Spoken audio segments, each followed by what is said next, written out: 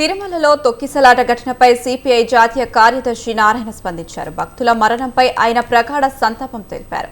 ఈ ఘటనలో పోలీస్ వైఫల్యం, టీటీడీ సమన్వయ లోపం బహిర్గతమవుతుందని విమర్శించారు. స్థానిక సిపిఐ కార్యకర్తలు సహాయ కార్యక్రమంలో పాల్గొనాలని నారాయణ కోరారు. ఘటన చాలా బాధాకరం.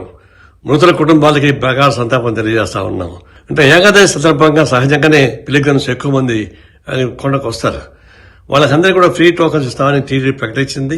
ఆ ప్రకారం జనం వచ్చారు. మరి గ్రౌండ్ లో వాళ్ళని పెట్టారు. వాళ్ళు ఒకసారి గేట్లు ఓపెన్ చేయడం వల్ల తొక్కిసారి జరిగిపోయి ఆ స్టాంప్ ప్యాడ్ లో కొంతమంది చనిపోయారు. ఈ విషయంలో మాత్రం పోలీసుల వైఫల్యంగానే మేము చూస్తా ఉన్నాం. పోలీస్ డిపార్ట్మెంట్ టీటీడీ సమన్వయం లోపంగా మేము చూస్తా ఉన్నాం.